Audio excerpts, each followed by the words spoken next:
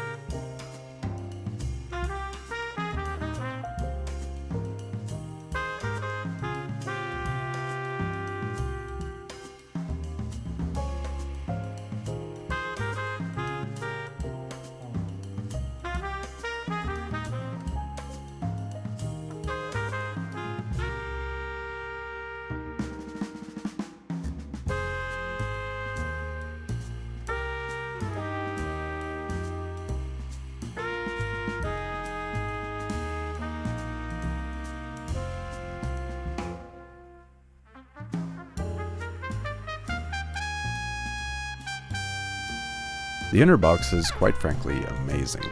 It is basically, as you can see, a book, with several pages and the watch resting snugly in a little compartment.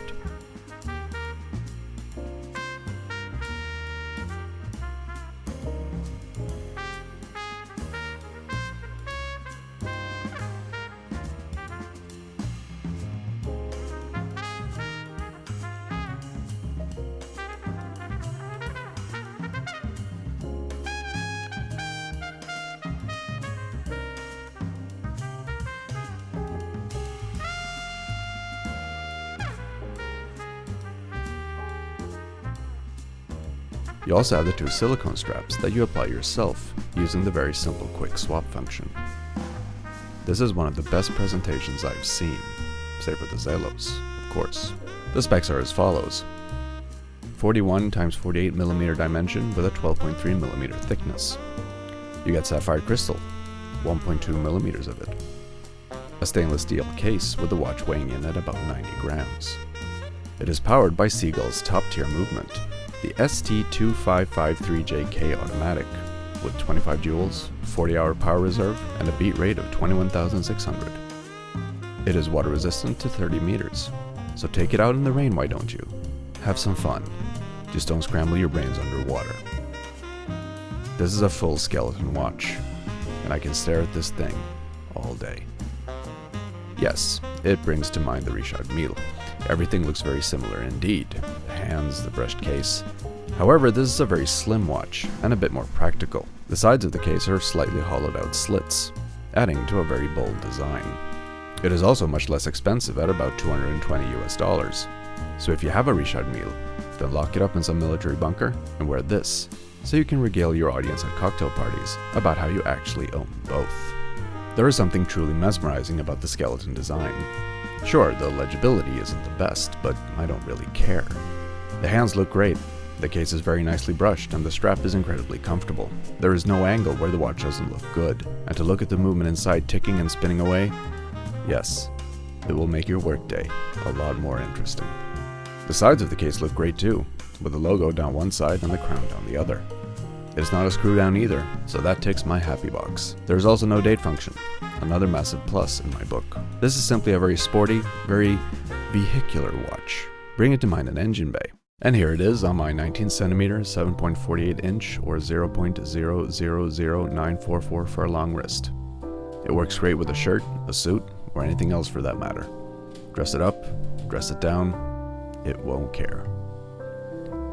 Problems? Well, the movement isn't the quietest.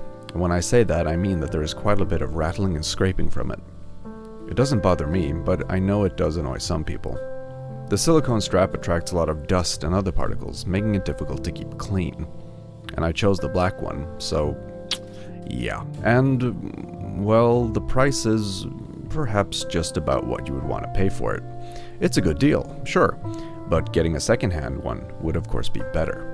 I actually paid full retail because there are so few on the second-hand market, and I guess that says a lot. I like this watch a great deal, and the presentation made the whole buying experience a true experience. It is exciting, looks great, feels great, and if you were to simply buy one skeleton watch in your life, this would probably be it. I'm really struggling to find points of complaint, apart from the legibility, so thank you all so much for watching. I'm Mr. Jacobson. Take care of yourselves, and I'll see you all next time.